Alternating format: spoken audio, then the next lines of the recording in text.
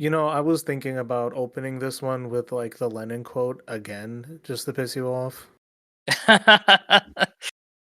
No, it's not the Groundhog Day podcast. No, it's not. No, it's not. Is there a or like some like political podcast that uses that, or am I just imagining things now? I mean, I feel like there has to be, but I don't know what it is. Yeah, I'm trying to think because it's to the listeners. We didn't intend for it to be this long since the last episode, but also like, They're eating the podcasters. folks, they're coming to our country. They're taking away our podcasts. They don't want you to get on Spotify. Oh my god. Oh my god. Of course, you can tell we're going to talk about the debate. But it's been like what? So July 22nd is when we released the last one.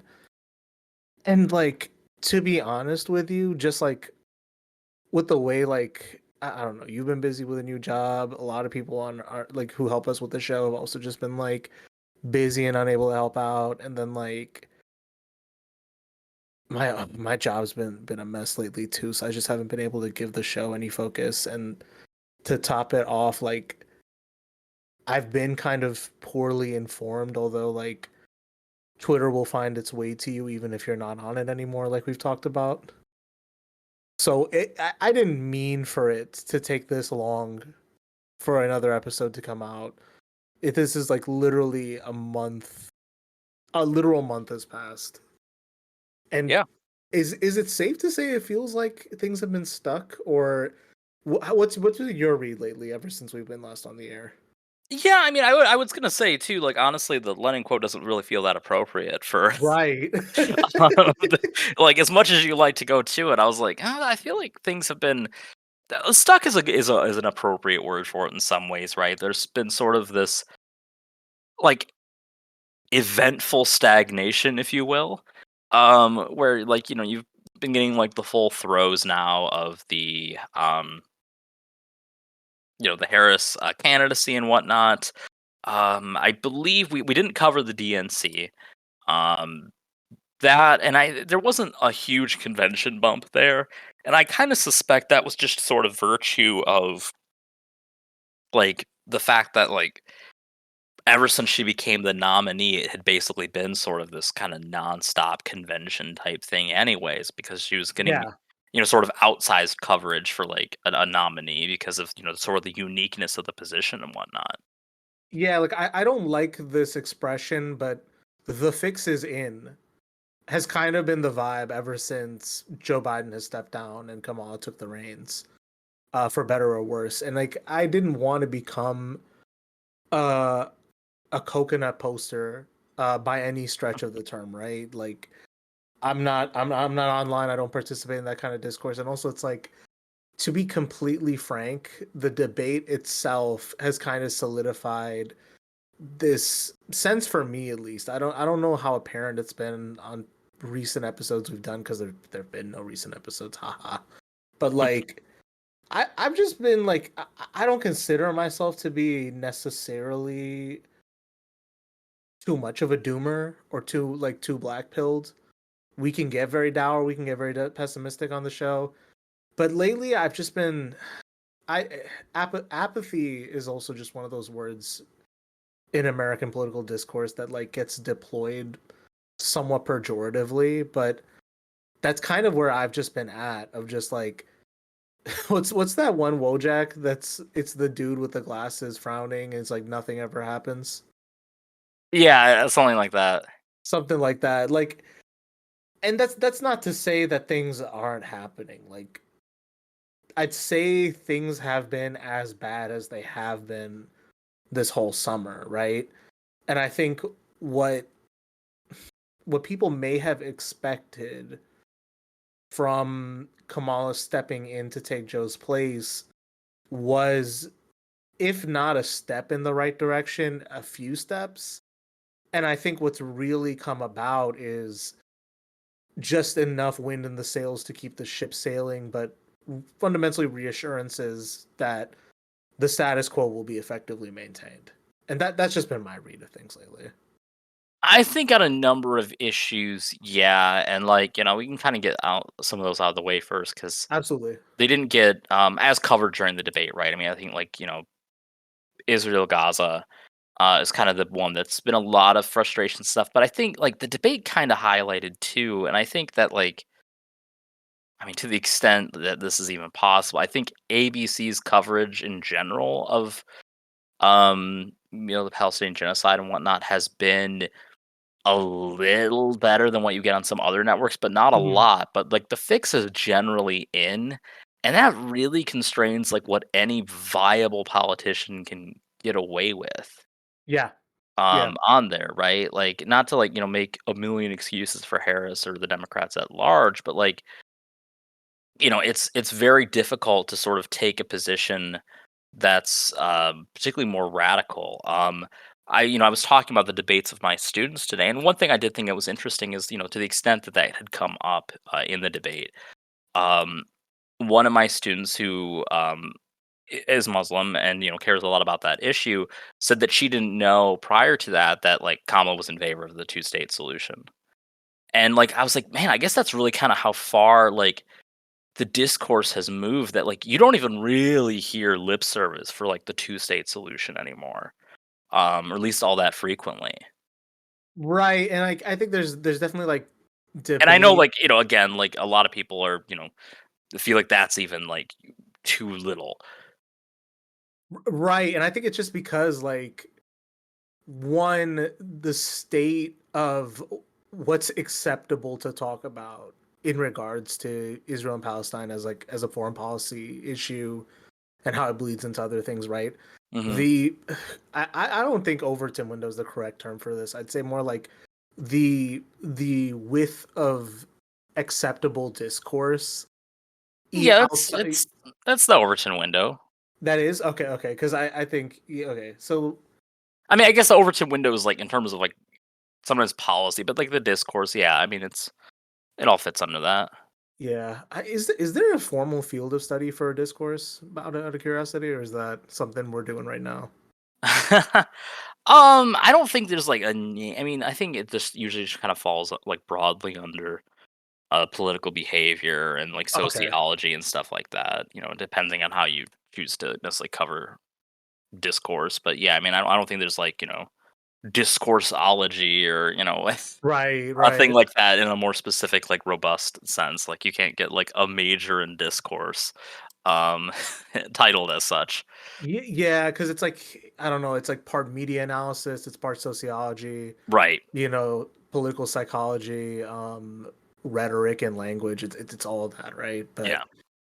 um, I think like because of just the landscape post October 7th, there is that window of what can be said is broader in the sense of like you can actually acceptably lament the loss of lives of Palestinians, but at the same time, it's like America has kind of capitulated several times over at this point that it will still provide material assistance to Israel militarily, right? So And there's not been doing so is simply unacceptable. right, right, and like and that point about the two-state solution is interesting because like I'm not trying to relitigate online discourse here, but it's more it is interesting that's like that used to be like a popular talking point like 10 years ago, 20 years ago, Yeah. in that state of affairs, right? And like the fact that that little known fact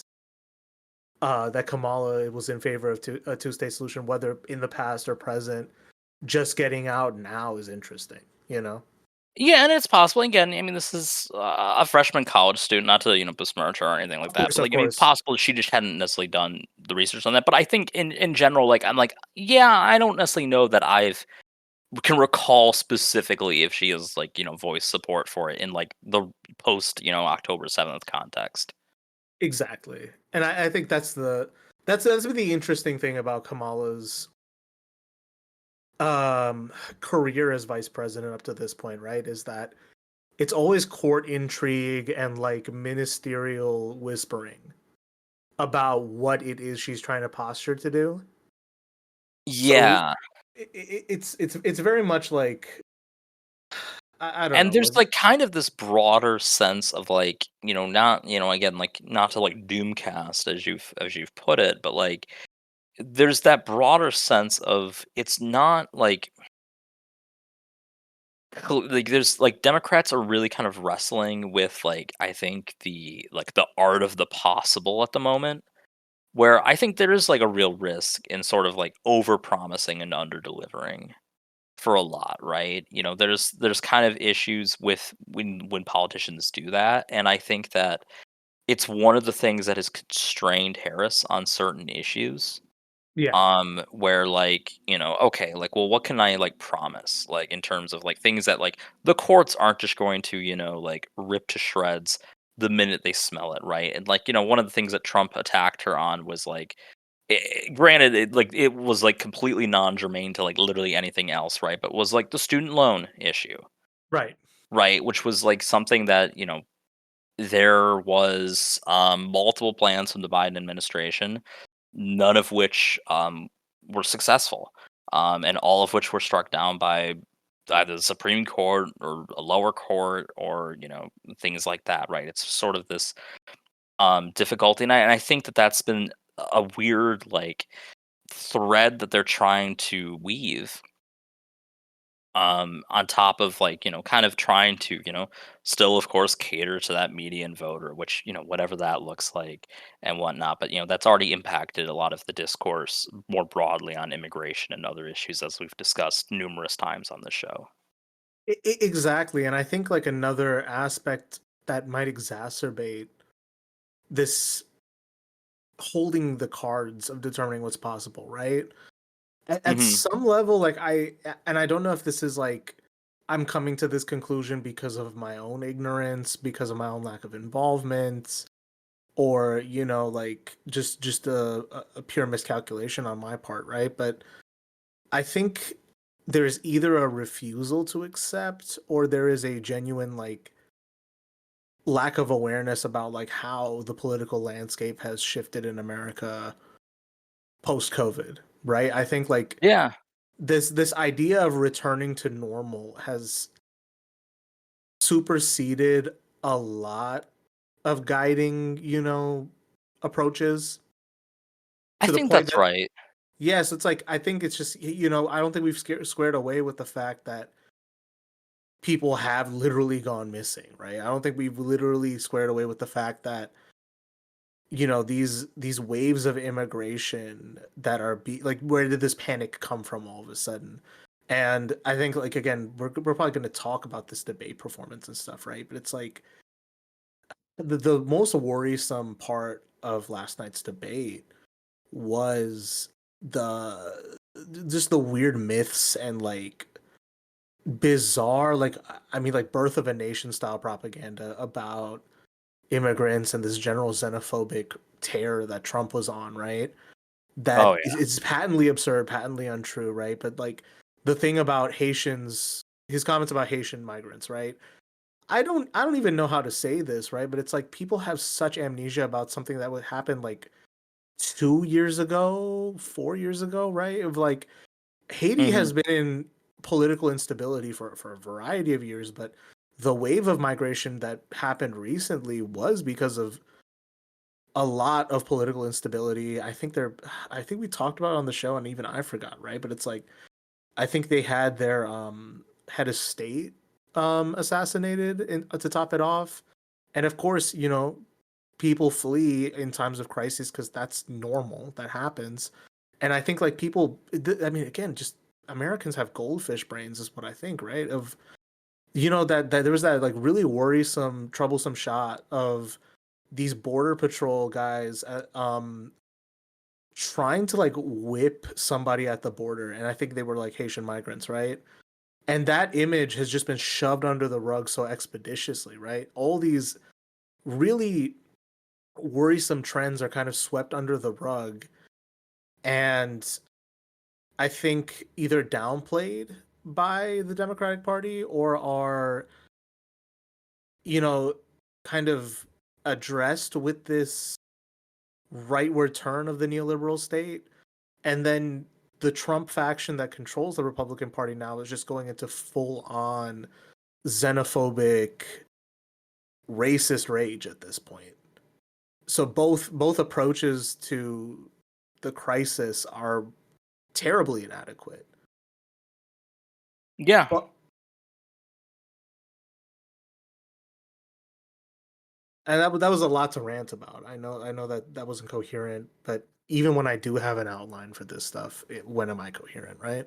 I was gonna say it's about as coherent as with the outline, and that's to say I think it was pretty coherent. Not that you're normally just like rambling into like the stars and So whatnot. But yeah, I mean, I think that's accurate, right? I mean, there's sort of like again like that's immigration's this issue where like the Overton window has shifted rightward just broadly, right? Like yeah, on the right, it is about as openly xenophobic as it has almost ever been.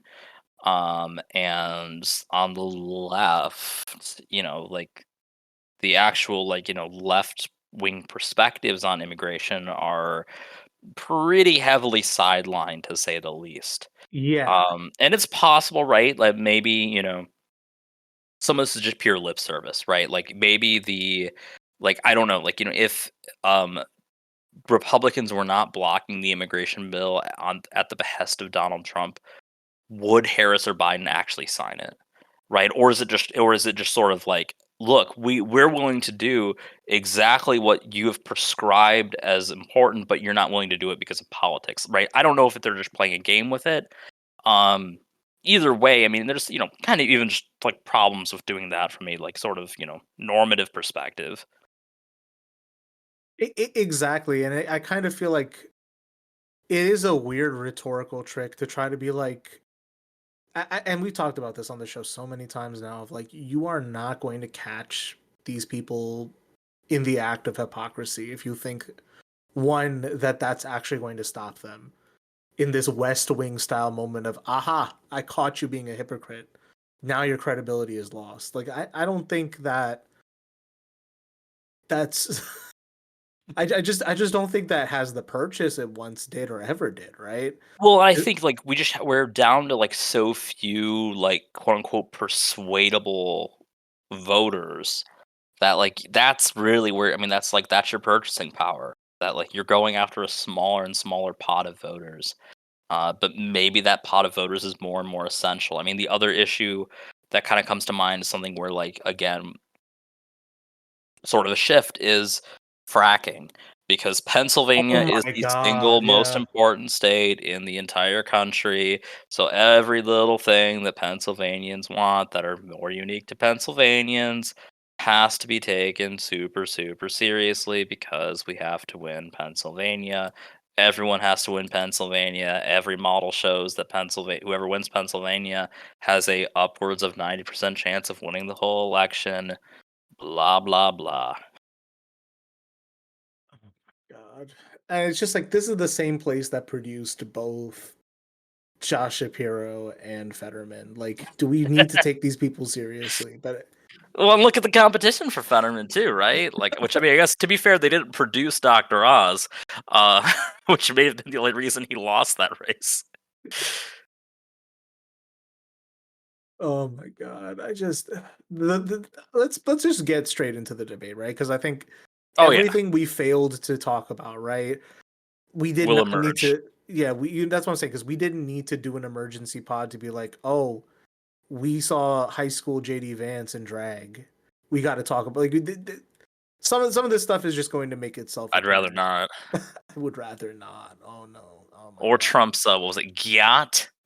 What Or was whatever that that was. about? What every time? Okay, because I remember like in the first Trump term, like there were just pictures of him at the golf course or that one where he's on the helicopter and his suit like flew up and his just dumper was on display and My like my favorite has to be of him playing tennis, though. oh my god, the tennis ones. I just oh my god. It's so funny the way that like the right kind of portrays Trump as this macho figure. We can't even talk about this because I'm proving my point that you can't call these people hypocrites. They don't care. But it's like this affably queenish, like just effete, like rich guy is like the pinnacle of macho masculinity to the American right. What is wrong with you? What is wrong with you people? Yeah. Gender fluidity is a sin to y'all, but like you let Trump get away with that. Okay, I see how it is. That's cool, guys. Whatever. Um, so the debate itself. This is the second in the series of the presidential debates for this cycle. Um, It's probably the Kamala last one. probably going to be the last one. When is the vice presidential one? That should be November. Is that, or sorry, is that October 1st? Let me look it up. I wasn't sure it was scheduled, to be honest. Yeah, it's October 1st. Oh my God, that's if you thought Biden versus Tim Ryan was bad, this is going to be. Tim Ryan. That's a name, right? Was it Tim Ryan Paul or was Ryan, it? you mean? Listen, they all look the same at a point. I'm sorry. I'm so sorry. They all blend. Oh my God. Yeah, so I mean that was a scorcher for Paul Ryan, but like I'm worried for how these debates are going to go for Vance because the thing I've been thinking about Trump this entire time is that immediate boost he got from getting shot and then kind of just wiping the floor with Biden after Biden just shat his doo-doo brain out was just thrown away immediately when the Democrats pull together and like kick Biden out and put Kamala in. Because then from that point onward, whether it's like campaign appearances, interviews, or whatever Trump's been up to lately, he just doesn't look like his heart's in it. And at the debate stage, he was looking like exceptionally disheveled. Like he's still orange, but like not the right Pantone shade. Hair was not Look, dyed. It was like visibly gray. he The manages to always look at like simultaneously gaunt and obese.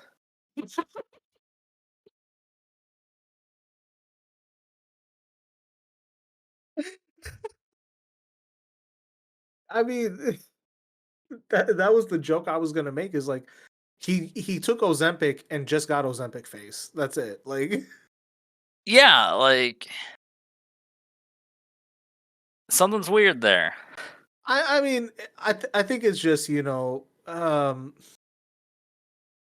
the thing about Trump versus Biden just from that lens, right? Is you have two rapidly aging, doddering old men responding to their mortality in wildly different ways, but fundamentally committing like the same hubris of a kind, right?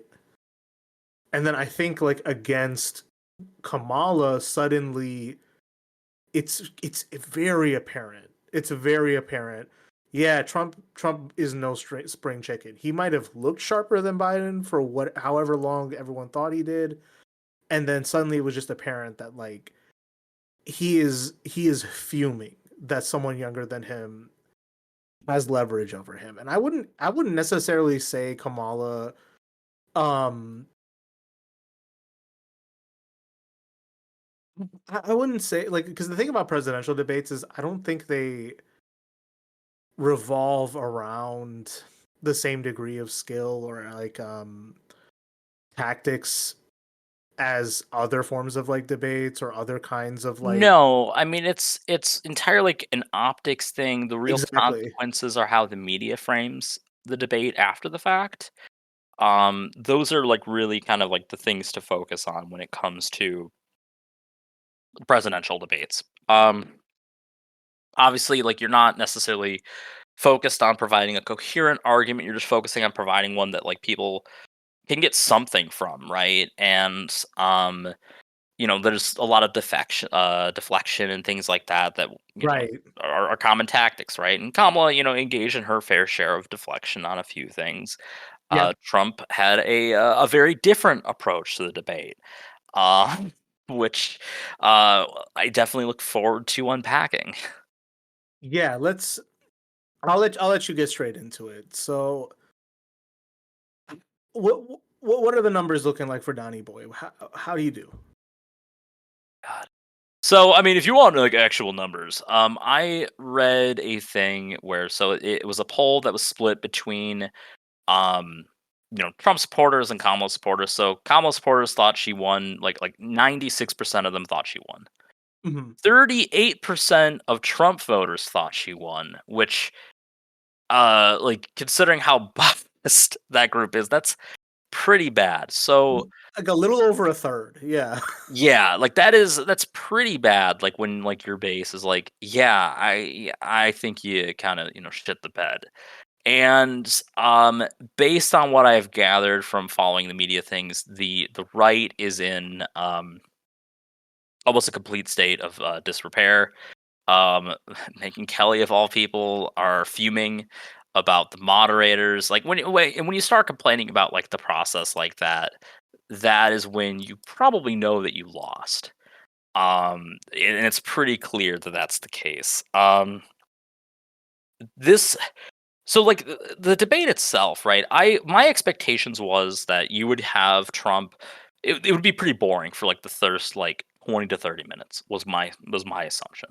Hmm. That Trump would be his quote unquote serious and presidential self that he can do when he's like, fresh off like, prep or whatever, right? Where he's kind of calm and sleepy and whatnot. That lasted about 4 minutes. I think the first shift I noticed was when he made his, thousandth times claim that people are getting, post-birth abortions and executions for Oh their my God. children. Yeah. They fact checked him on that, which was surprising to me. The CNN one did none of that, and I think it's I question how valuable fact checking is. PolitiFact found one of his claims to be somewhat true. That when we get into that particular claim, you're probably going to laugh your ass off as to what they thought was somewhat true. Oh God. Um, and the um, that seemed to kind of rattle him because when they got back to him, a little angrier. Then Kamala, did a very good job having numerous lines that baited Trump. With the Exactly. with the Exactly. one in particular being that when she said, "I invite you to watch one of his rallies," you'll hear things like about Hannibal Lecter and fictional characters, and you'll see people leaving early. At that point, Trump lost his mind. His response was multi-layered of multiple layers of being unhinged. He of course has to address that. Even like, they were asking him a different question. He's like, no, I gotta respond about the rallies. That like her rallies are all paid for. And like we haven't really gotten to talk as much when, with her as the candidate now, right? Her rallies have been doing pretty good. Like anyone I've talked to about them has compared them to like '08 Obama. Hmm. Right, but he, of course, is gaslighting that, like, they're fake, they're all paid. Um, if that was the case, that's a hell of a lot of money, to throw at these people. I mean, she did fundraise $1 billion that first night, so I don't know. That's true, so maybe they've got the money to spare to, like, prop up some, attendance there. I, I Um mean, I mean, Hindu nationalists are saying it's because she did Lakshmi Puja, so we'll find out. And then, of course, he gets into his immigration discussion, how the country is being ransacked. He makes his amazing claim that was propelled, I want to say Monday, was when the story broke from his vice presidential candidate that um, Haitian immigrants, actual immigrants, not illegal immigrants, right? Not to the deep to make it clear, right? Those are people who are here legally in Springfield, Ohio. Again, I don't know why you'd be seeking asylum in Springfield, Ohio. I think that's the place you'd be seeking asylum from. Yeah, the Um, name dropping was weird. Springfield, Ohio, Aurora, Colorado. I think what was the I other? hadn't heard the Aurora story before. Oh, you know what? Aurora was. I think that's where there's been that other fake story about like The Venezuelan Venezuelan gangs. gangs. Yeah, yeah. Yeah, but of course he couldn't keep it straight. So like anyways, he's talking about the story where like it had broken with like this cats for Trump thing about how the Haitian immigrants are coming in to these communities and eating people's cats. How the cats are out. I mean, most people don't have outdoor cats. The claim is ridiculous and stupid. Right. But of course, Trump is so cooked he can't even technically get this right, despite sharing a million AI cat photos.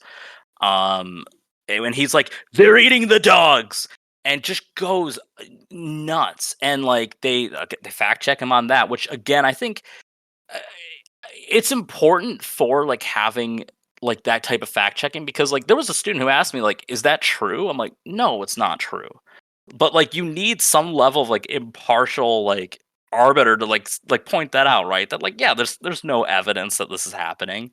But just insistent and like he's like, "Well, I saw it on TV. Like someone said that their cat had been eaten. They're eating the dogs, they're eating the cats, like just everything." And like God, I mean, there was just so many examples of this, like him just losing his mind. We were talking about, you mentioned how he was, he misses running against Joe, and he got the angriest when he's like, "She replaced Joe. She took it away from me," and like just losing his mind over like just dumb shit. I mean, it was giving cluster B personality disorder. I can say that much of just like the bait and switch that because I've had this complaint about Kamala before, right? Is that I don't think she's exactly the best at debates. I don't think she's exactly the best rhetorician. Sure. Her policy, I've always had like my concerns about it.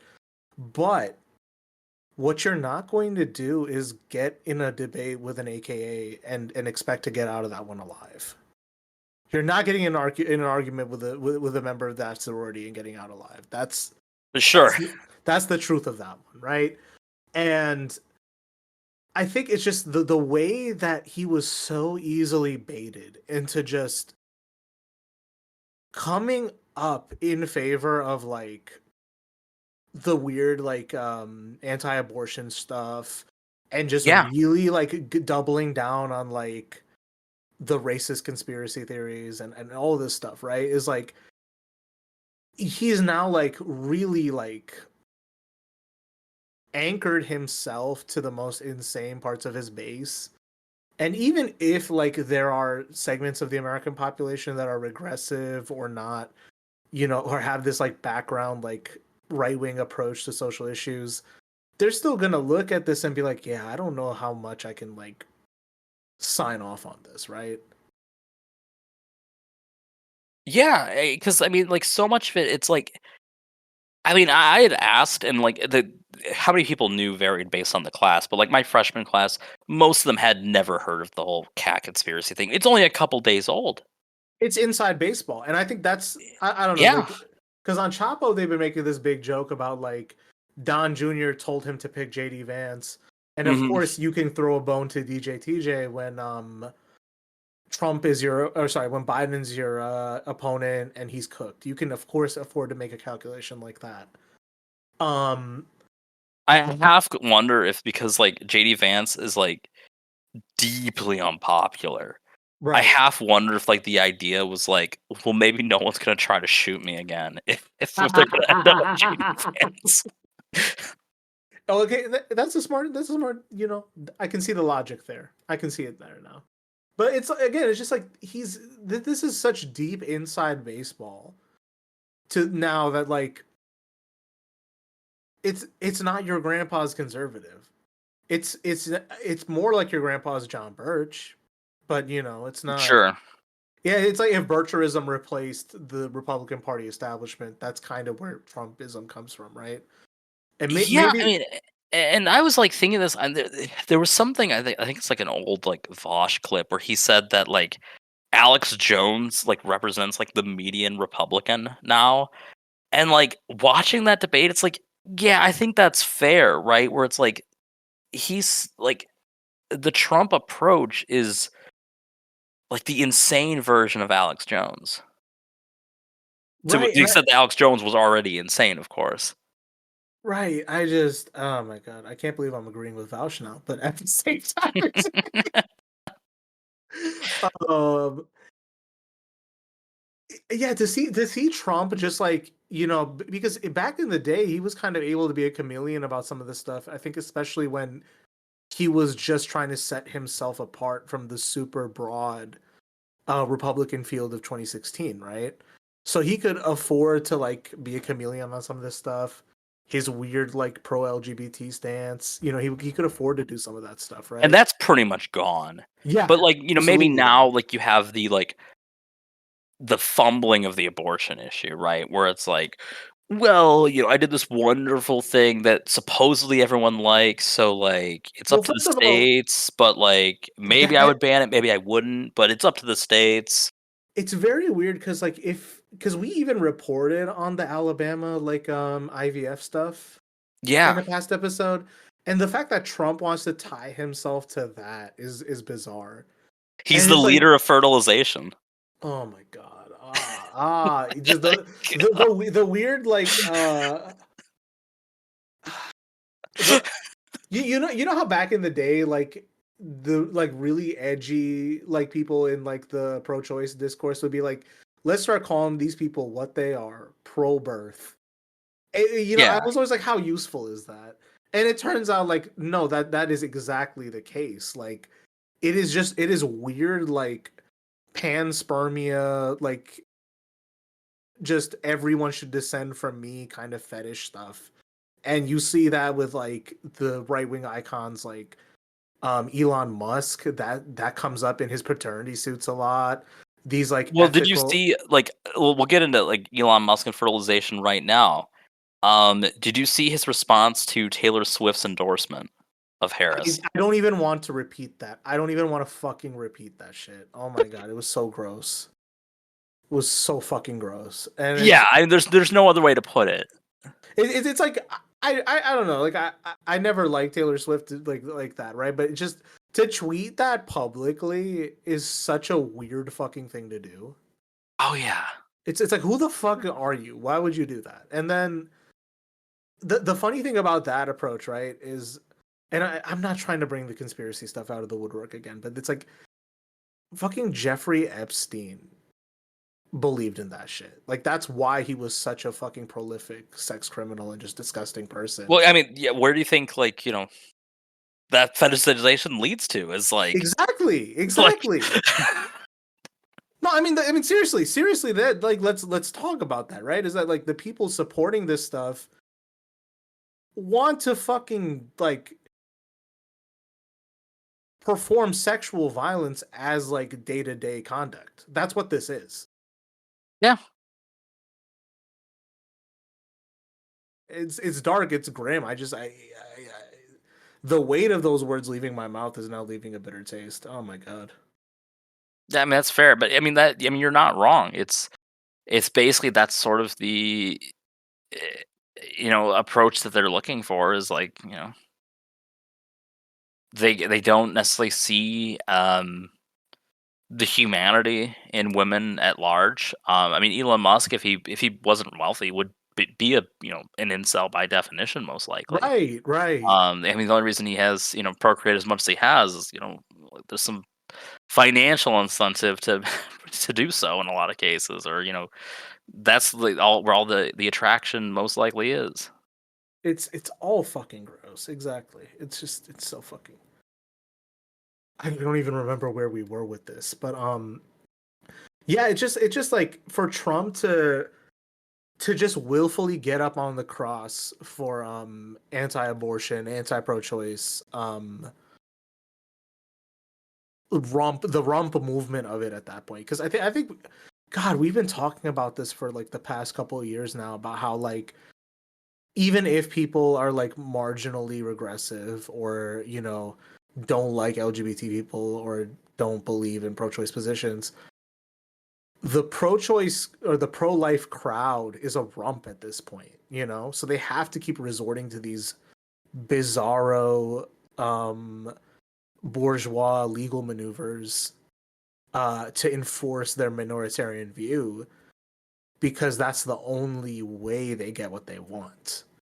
And then Yeah, they and they like it was mentioned, throughout the debate, right? Anytime it's on the ballot, they lose, and like having it become a defining issue, like to the extent that there was ever, like I mean, to the extent that you had people who were single issue pro life voters, that's a very deep minority now, and you have to sort of thread this weird needle. But if they do anything, like with Trump, I mean, he's risking losing their votes by sort of having the wishy-washy response, right? Like saying that, like, oh well, I don't know. I mean, I don't talk about this issue with JD. I don't, whatever. Like states' rights, states, decide whatever. Like he risks losing some of those evangelical votes through this lack of enthusiasm. Like they just won't turn out.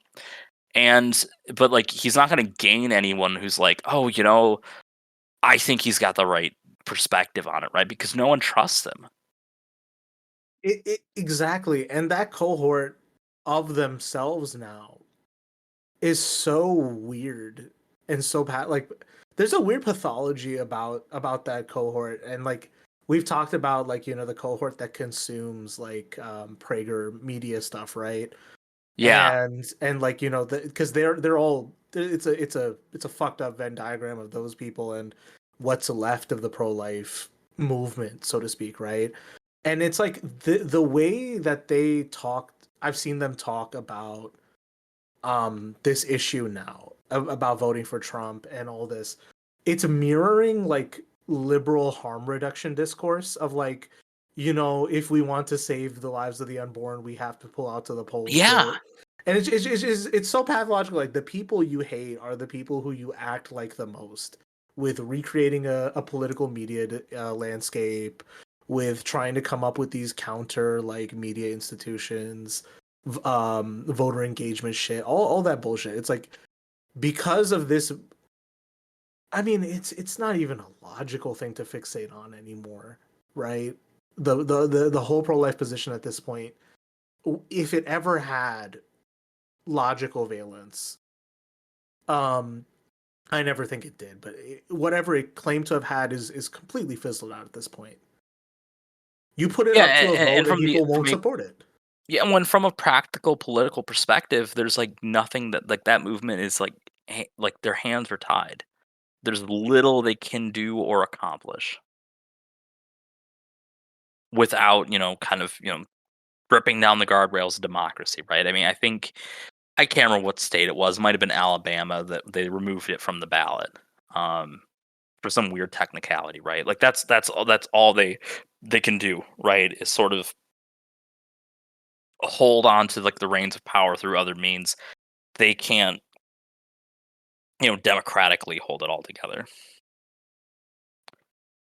Yeah, and I've been bullish about, or sorry, I've not been bullish, I've been bearish about, you know, um Yeah, learn your animal kingdom, idiot. oh no, that's like Wall Street slang, like bull market, bear market thing. Yeah. um oh my God. Like I've always been a bit pessimistic about, the viability or, efficacy of electoral struggles, right? And I think that, there's that old anarchist quote of, if voting mattered, they'd make it illegal. And to some extent, like, for all the hell we raise about, the limits of American electoralism, the fact that they have to reduce to resort to these judicial means, Hmm. and this isn't even a recent trend actually, because like I kind of I try to make this point with others too, right? Of like, if you're scared of Project 2025, you should have started being scared when they threw the thing for Bush in 2001.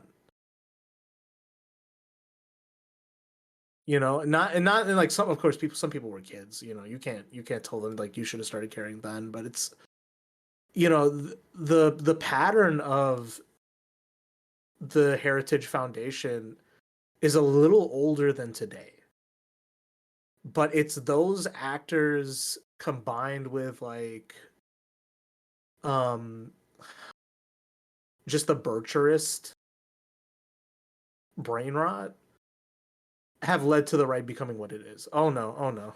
What happened? Hey, Sorry about that. My internet cut out. I was going to go off my phone for now.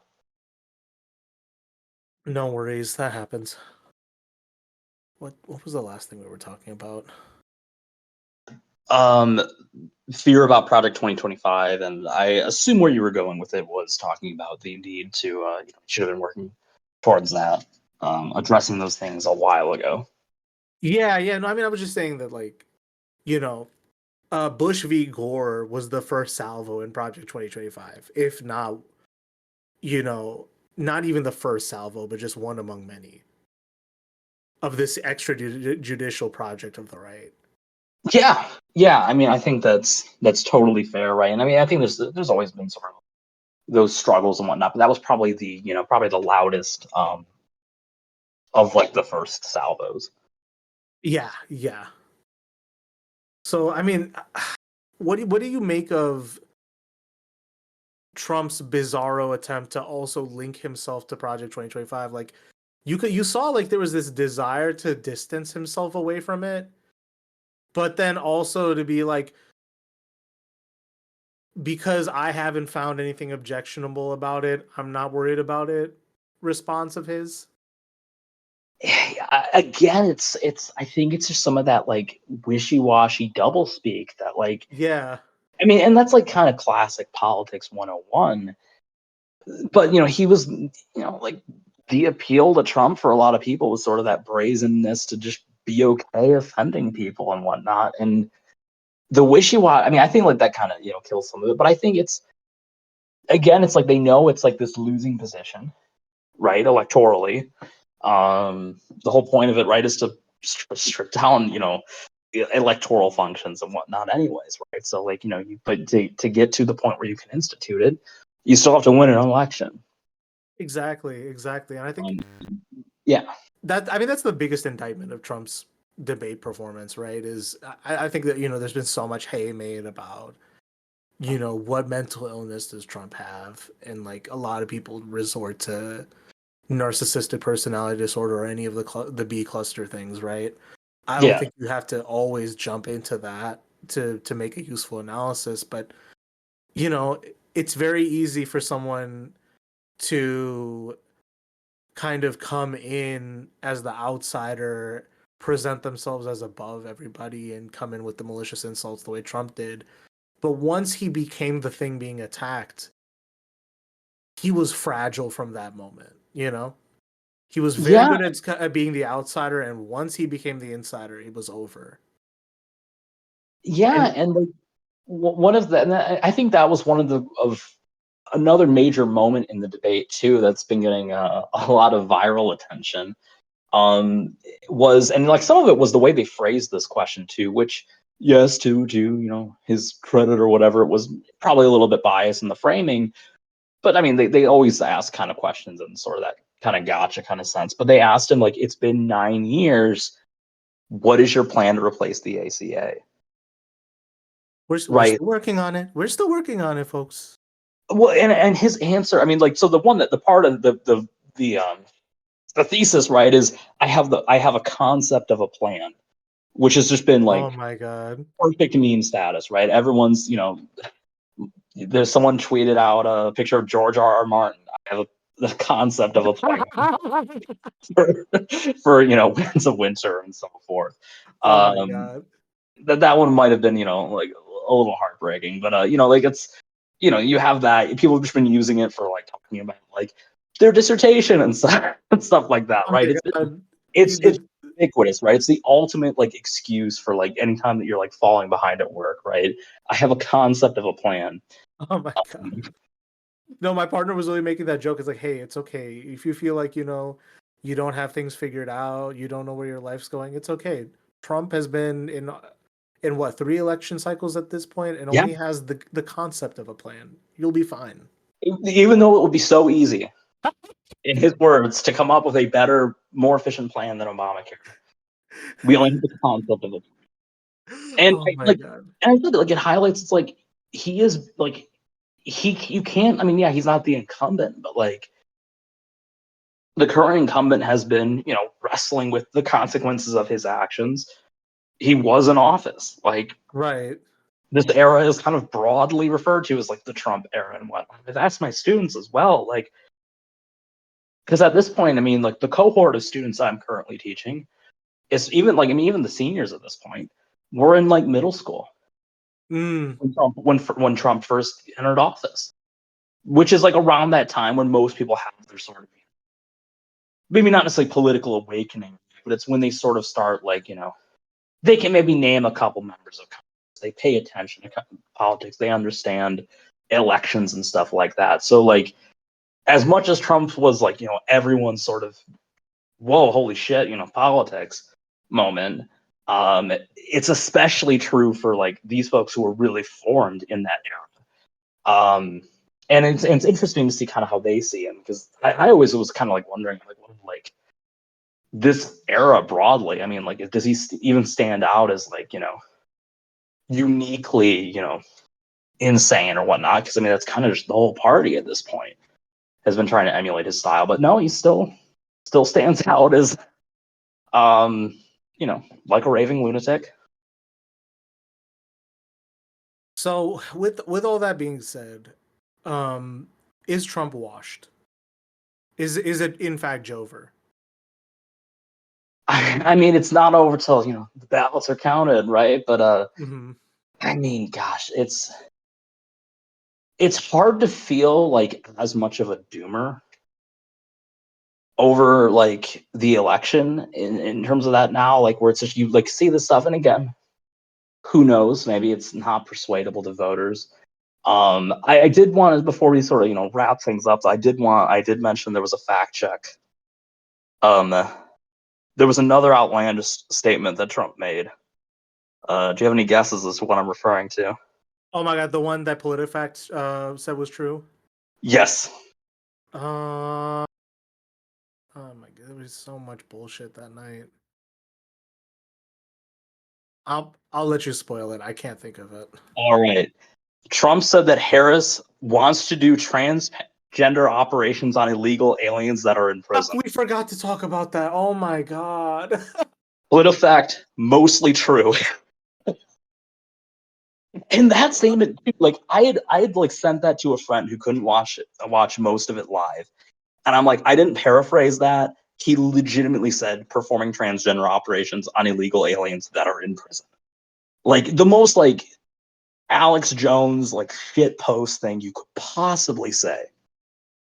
The reason PolitiFact says it's mostly true is because of her response to a questionnaire to the ACLU, which basically was, kind of like she was in favor of transgender care for, people in prison who are, transitioning and whatnot. It's like, but That's such a reach. Oh my the way god. he phrased it's basically like, we're, we're taking people, we're chopping their penises off.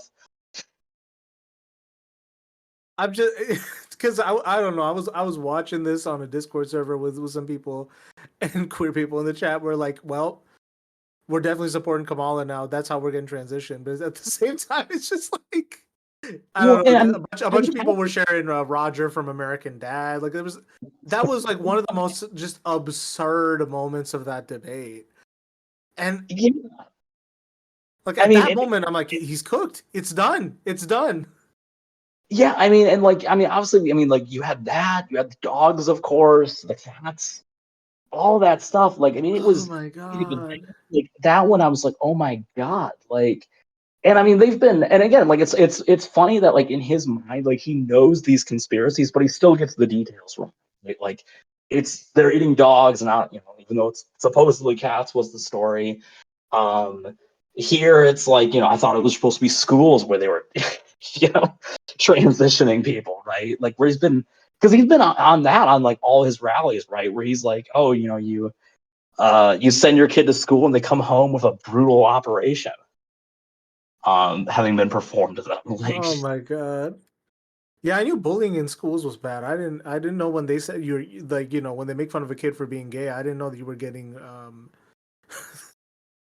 you were putting Yeah, you I on mean, hormones right then and there. Like, what the right. I fuck? mean, well, it's like a brutal operation, so Oh my god.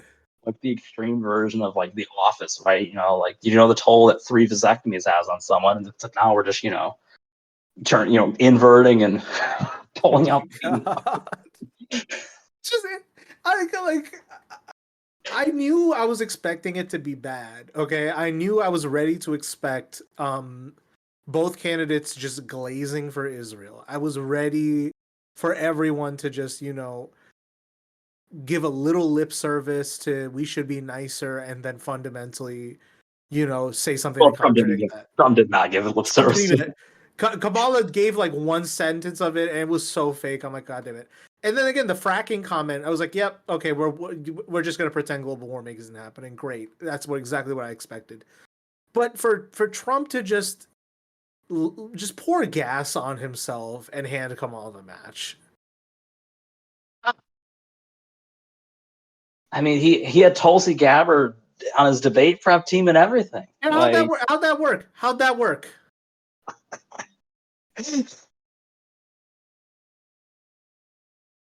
yeah, Oh my god! I just remember how cringeworthy that was for the 2020 debates, where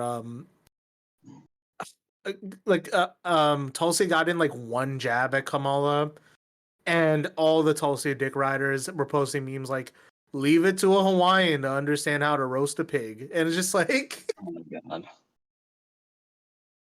Yeah, well, and even that stuff, as I said, like, I mean, that was, I mean, they were reposting that clip like constantly in like the right wing circle, and all they have to show for it, right? eh. All it's just That was another thing too. I just thought about that was when like she had attacked him about how like world leaders were like embarrassed of him and stuff like that, and he's like, Viktor Orban. Some people say he's a strong man, but I think he's a powerful guy, and it's like just touting a Viktor Orban endorsement. honestly, the name dropping was what was sending me, because like he's name dropping world leaders like he calls them every Tuesday. He's dropping every Fox News host. He's name Oh, dropping yeah, because like he's been refuting the whole like Charlottesville thing. The very fine people on both sides started and being then getting cooked on January 6th. Like yeah. we've talked about how like Democratic Party base people are really cringeworthy about January 6th, right? And for the fact that Trump willingly cooked himself on this one. Yeah. Like, I mean, he speaks about Ashley Babbitt like in a way he would never speak about any other victim of police brutality and whatnot. Like, Right. oh, this officer had no business, shooting a woman breaking into the Capitol. Um, And just implying that like the police officer in question was an illegal immigrant, like right. it was absurd, unhinged. And then like, oh, we didn't even get to like the Kamala phrenology moment where he's just like, is she black? I don't know. I don't know. She can be whatever she wants to be. And then like when they pressed him on it further, he's just like, oh, she wasn't black and now she is. Like, just like and like it is hilarious seeing it. Like, I mean, it's insane. All of Well, these things, he did not have the discipline to run against a woman who was not like someone already kind of like blanketed in scandals and corruption like Hillary Clinton was. I think that's the thing, right? Is Hillary Clinton versus Trump, you have two cluster B types just doing a cringe off. And then I think with Kamala, after doing the pharmaceutical research on Joe, once they hooked her up with like the delayed release Costco brand Xanax, it was over. It was literally over. And Yeah. the one thing I was gonna get at too is there was one moment in the debate where they had the opportunity to really relight, like, because they were really trying to bait Trump, and it worked. When she was like, look at Trump's background, I'm like, is she about to start calling him Drumpf? Because that would be the funniest thing to bring Oh, up in 2024. And it said she went off after like his record as a slumlord, and even like her to bring up the Central Park Five is like that's a nice touch. I wasn't expecting like that to be an Yeah. angle to attack him on, and for Trump to like double down on like one of the like just wantonly cruel things he's done outside of his career in politics, right? Is just demand 5 people be charged and convicted and practically executed for a crime they didn't commit, right? Like, Well, and I love too, because like that, the Central Park Five and also the Charlottesville comment as well. Who did he cite as like, oh, these people have debunked it? He's like, oh, well, like Bloomberg was in favor of prosecuting the Central Park Five. It's like, yeah, someone who's also a fellow racist, or the people who debunked the fine people on both sides thing, which I don't know if I had mentioned this before, but like Snopes did the fact check on that where they said it was like false that he had said this because they said that he simply said find people on both sides, as in like there was like find people at the white supremacist rally, but they may not have necessarily been white supremacists, which is like the most bullshit like parsing of facts the, ever. But Snopes he is really cited glazing for him sometimes.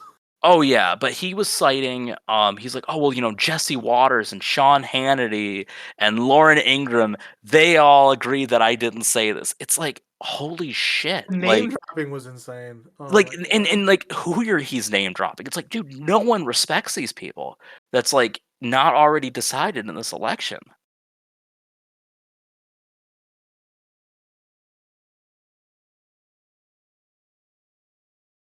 So, needless to say, Trump wrote a bestseller back in the day called The Art of the Deal. We'll be Well, titling this he had a episode. ghostwriter write it, but That's true. That is true.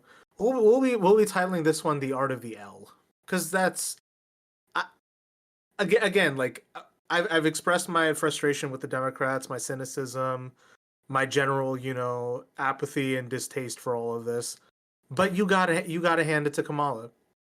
She baited him and he fucking took it, and he made an ass of himself. And to be honest, I don't see how they recover from this. yeah, I mean it's hard to see because like I mean this was I mean again to the extent that debates aren't necessarily that important in determining, the Right. outcome of races and whatnot. But like, I mean, it's just symptomatic of broader issues, right? Like he looked incredibly out of touch. Which I mean, he always has, but like this was like, I mean, again, like when you're not even necessarily like even like the more closer to kitchen table issues, and you're like taking it into like weird inside baseball conspiracy territory. Super bizarre. And that's the thing is like I think one thing we missed talking about, but I think kind of is the thing that puts a bow on all this because this has painted the discourse ever since Kamala and Tim Walz have jumped on the scene, right? Which is just generally referring to the Republicans as weirdos, right? A shockingly effective And, tactic, and, and and it's something that like people have talked about where it's like you got a lot of nerve calling these people weird when you like have skeletons under your closet, but the most effective thing about it is that it's gotten under their skin, and yeah, more than that, it it points to like an easier strategy for elections now, or at least this election, which is just let the unhinged guy keep talking. yeah, and I think that's like a fundamental like change compared to where they were otherwise, right? Like, I mean, Hillary was definitely of kind of like I mean, there's a reason why they were seeking a rules change to have Trump's mic not muted, right? Like they wanted him to just get as unhinged as possible. And I mean, mission fucking accomplished. Like basically 4 minutes in, he lost his mind, and it never came back. No, it did not. So we have been at this for a minute. What do you make of Kamala's performance? Any other points on Kamala? Um, I'm trying to think. I mean, I think there's some things where like, and I've seen some criticism about like some of her policies maybe could be more specific. I mean, for the sake of a presidential debate, like, I don't think people really want that. I mean, I could be wrong, but I just think that that's like, I mean, to the extent that this podcast has listeners, and to the extent that we discuss, some policy and some policy specifics, like I don't think that like really sells content. Um, so like I Right. don't I'm not necessarily convinced that voters really want like the deep ins and outs of all of that. But I Absolutely do not. No. think like there's some stuff it would be kind of nice. I think she needs to um I get that there's certain issues that are challenging to like, discuss in terms of the election without, sort of alienating groups of voters. That there's like a fine line that needs to be weaved on certain things. But I do kind of wish we would get a little bit more specifics on certain things. Um, I mean, I don't think like opposing a fracking ban. I mean, like, yeah, I mean that would be nice to get eventually. To the extent that Pennsylvania is the most important state in the entire union, that'll never happen. But I think she did a great job at baiting him, right? And I think Yeah. she's definitely an improvement in pretty much every context, more than Biden, right? I mean, I think she's better on him than on policy. I think she's better on him, obviously, like as a candidate. Um, and yeah, I mean, it's the election's coming up. I I don't think, and I was gonna make that as like one final point for like the in terms of the performance. Um, she or her campaign just posted their quote unquote new campaign ad, and it's the entire unedited debate. Oh my god. So like, I mean, that's how confident, and I think rightfully so, they were in the performance there. Yeah, because I think it's just like people were making like Sigma memes off of that. It's like Yeah, I mean, I know it's tongue in cheek, but like, you literally had like the Chad versus Soyjak like literally like happen. oh god. Like, I mean, like they literally like almost perfectly mimicked like those faces, and like the split screen thing. I don't like without getting into like sort of like should women smile territory and whatnot. I kind of wondered like how much like her kind of at times smug, maybe rightfully so, expressions would like come off, but I haven't really heard any discussion about that. And like the only reason I was wondering about that was that like I don't know if you've like looked at any of the stuff related to the discourse around like the 2000 debate between like Gore and Bush, where like Gore sighing over Bush saying stupid shit was considered like really negative by voters. And I'm like, this is kind of that same territory, but like, I mean, some of it's just like so insane. Like, how else can you respond?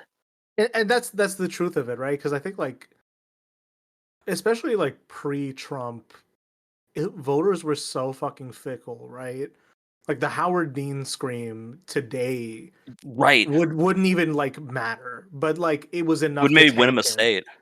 Right. I like he would have won Wyoming 100% off of that. I don't know how, but like again, just like it was weird, and I think like the Iraq War is one of those um just shifts in the U.S. political landscape that like it kind of pushes things not in a clear direction. It pushes them in multiple directions to the point that like something like the Obama coalition can emerge. Whether it was successful Hmm. in its goals is another story, it's another discussion. But like that's just one of those shifts, right? And then like Trump is another um I wouldn't even say blip. He's another one of those landscape shifts where like it just changes the fickleness, right? And COVID happening and a bunch of other things, how online everyone is, how much more alienated too. You don't know how that plays a role and stuff, right?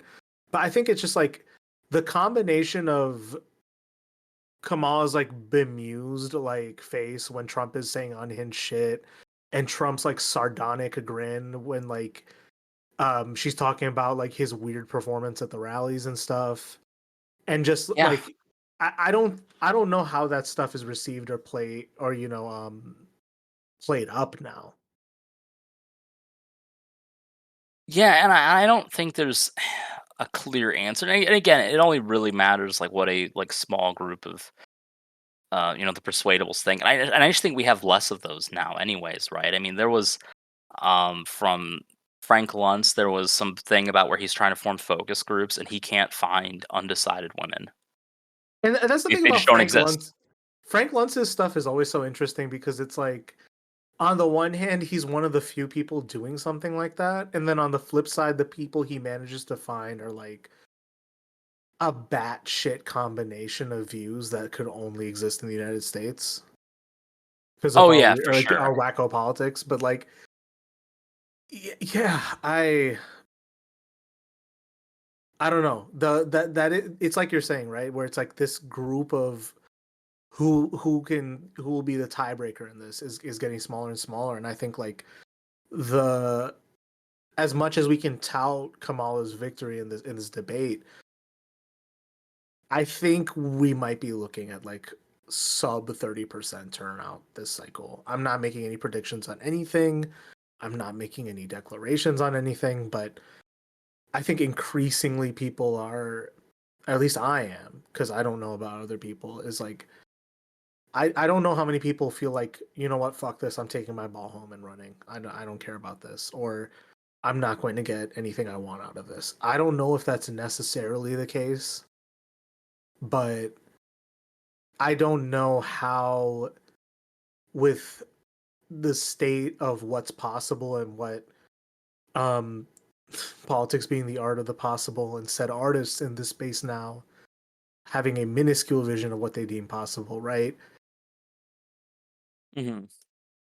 I don't know if anything transformational is being promised at this point, and I don't know if that's going to get anyone excited to come to the polls this cycle. Who knows? Yeah, I mean, I'm trying to look at the turnout. I think it looked like about 60 some percent in 2020. Hmm. I mean, sub 30 would be like the lowest ever. Yeah, I can't see it being 30%. Um, it'll probably be similar. I mean, I don't know. I mean, it's weird where like the Coconut Coalition, as I've seen it called, Yeah, is it's interesting because like there's a lot of people that are like really excited, and then obviously yeah, there's the other people who are just tuned out, and it's weird. Like I don't necessarily like. I mean, I don't necessarily know where like the type of people who are tuned out, like how they were like in '08, right?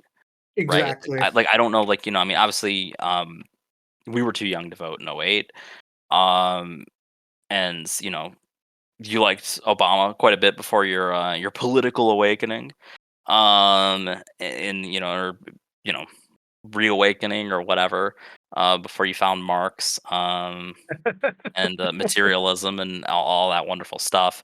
Um, so I kind of, it's hard to say, what exactly that's going to look like in terms of, actual electoralism, right? Because there's sort of like a weird divide on the like left and pseudo left in terms of like how they feel about this cycle.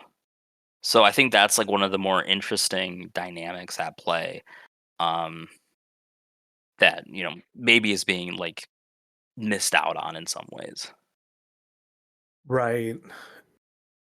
I mean, again, I think Obama is not necessarily like the only transformational figure of the modern era, but I think like he's one of those like linchpins to understanding how we got to today.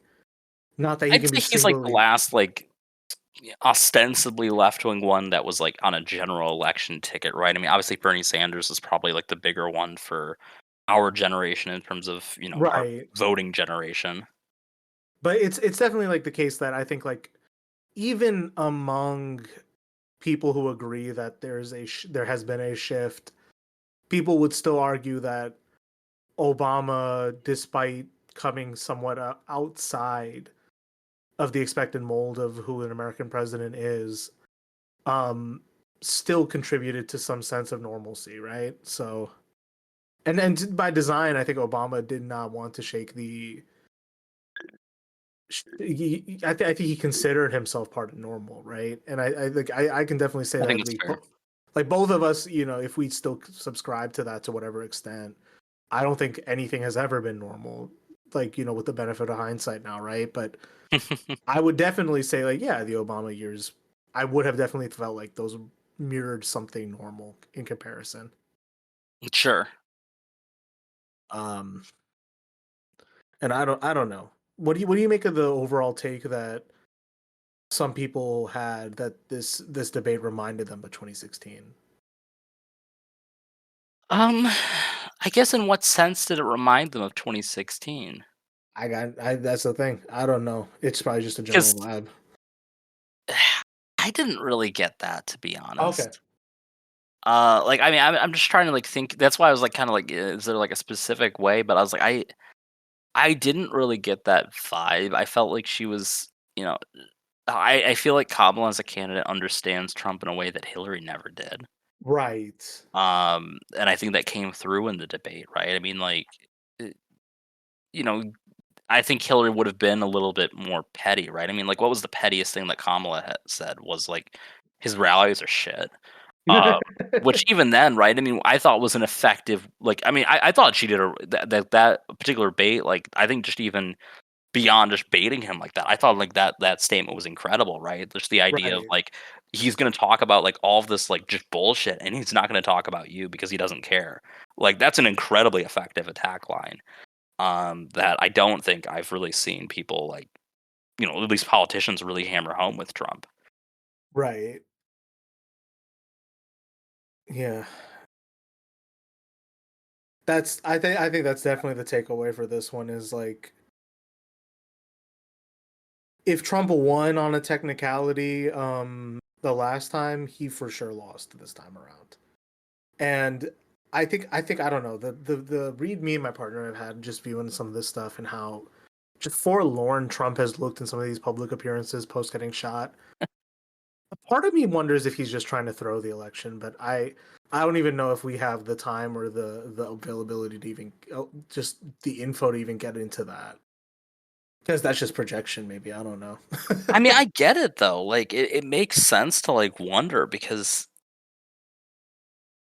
I mean, to the extent that it's ever felt like he, he was running a serious campaign at any point in his life, it certainly doesn't feel that way now, right? I mean, Yeah. the JD Vance pick was incredibly arrogant, and I think it's largely been met by that. I mean, there's a reason why he's like.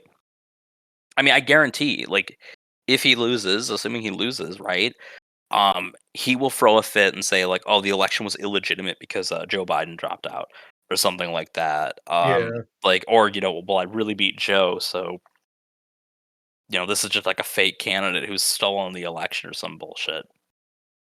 Exactly. And it's just like such a just a limp wrist like attack. It doesn't land.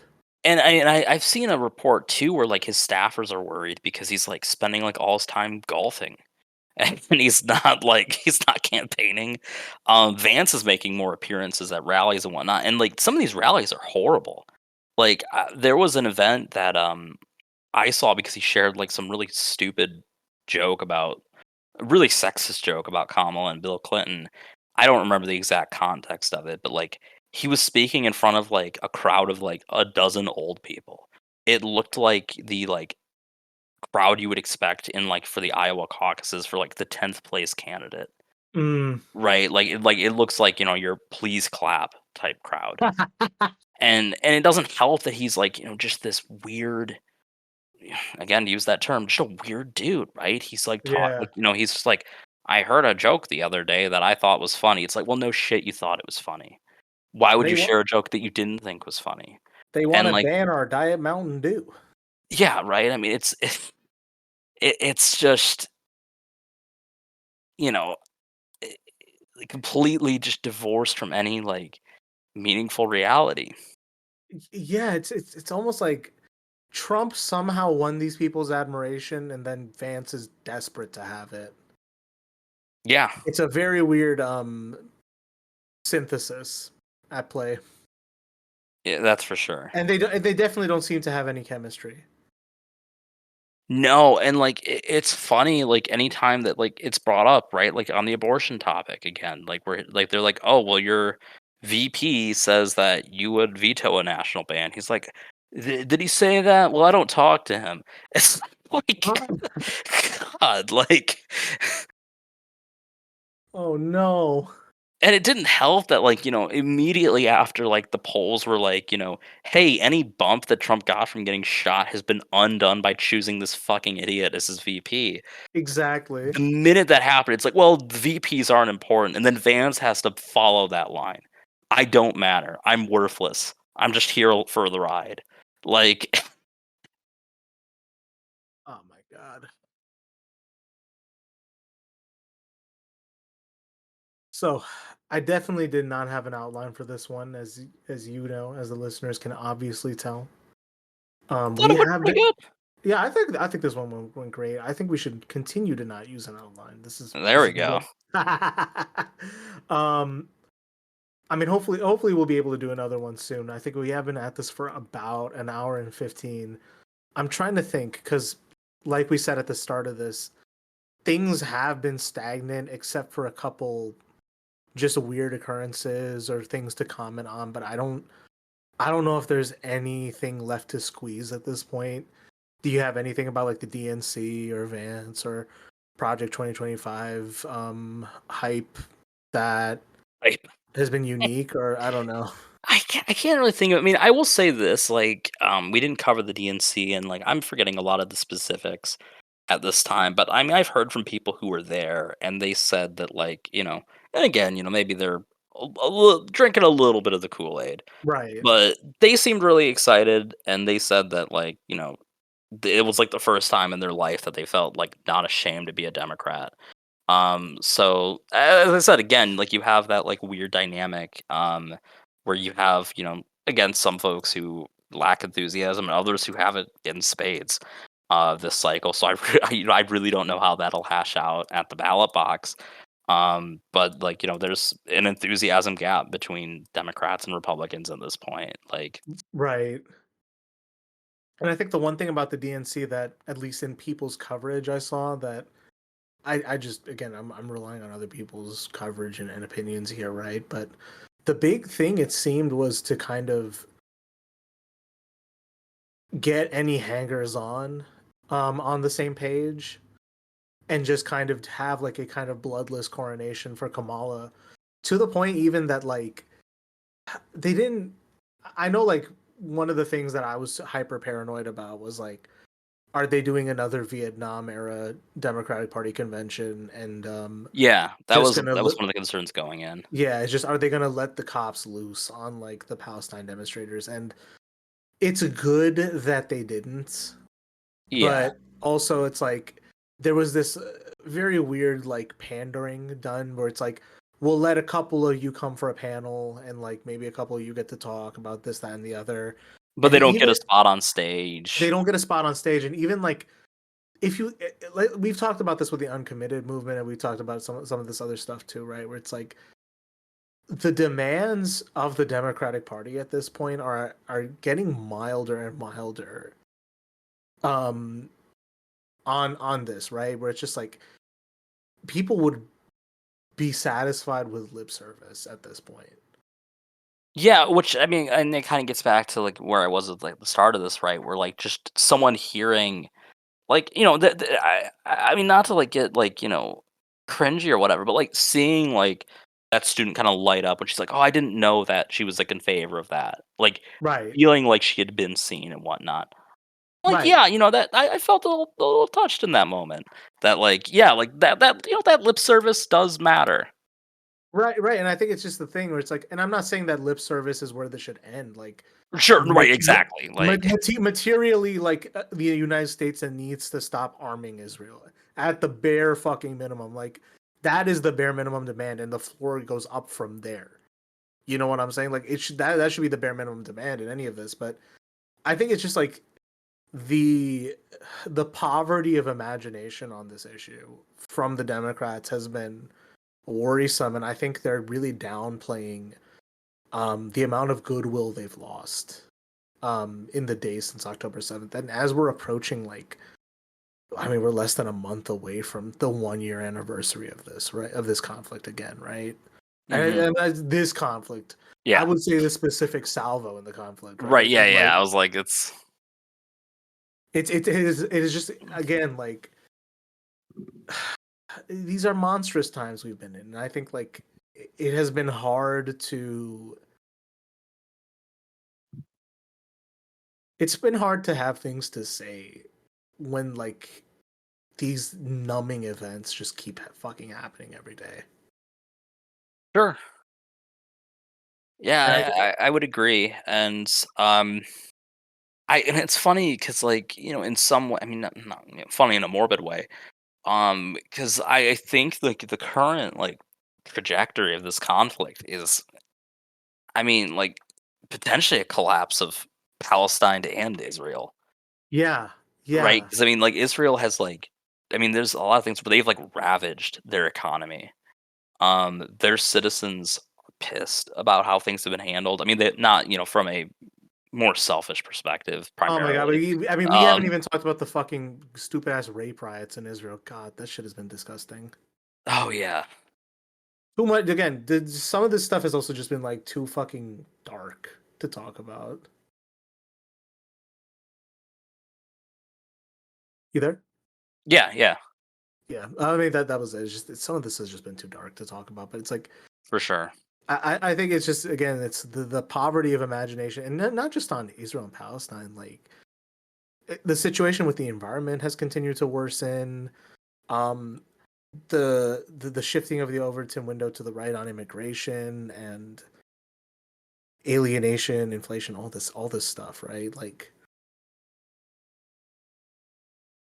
it's gone to show that, like, in the personality battle that is the presidential election, everything of substance has been completely lost. And I don't know how better than to wrap up what I have to say for this episode on that. I mean, I think that's a good note to sort of wrap that particularly up on. Yeah. So hopefully we'll be back sooner rather than later. We still have Gundam Seed Freedom to talk about. Yeah, I mean, by this point, I mean, I don't even know how to watch the director's cut, but It's is it on Netflix? I think it might be on Netflix in Japan. Um, but I don't might as well check. I mean, your notes on it were pretty good. I mean, I'm just like, where do we even begin with that one? That's another mess I to think have. that's how I started my notes actually. Um, oh, it recently added. There it is. There, it's on Netflix. Okay, yeah, Yeah. we'll definitely have to plan a rewatch and then a review of that. Let's see if we can get some guests on for this, and then also just, like, I don't know. I think maybe we're overdue to have a deep dive on the Birchers. Yeah, that could be a fun one. That Uh, one would probably require an outline, but yeah, yeah. Outline, maybe if we can get a guest, that'd be sick. get an actual John versus. Oh my gosh. No, no, I mean, we want to keep this thing going. It's just, it's been a rough go of things lately, both personally and just with the state of the world, but, you know, we'll be around. We'll be here. Yeah. As always, check the description. We got all the stuff there. You know where to find it. Um I think that's it from us. So until next time, dear listeners, take care.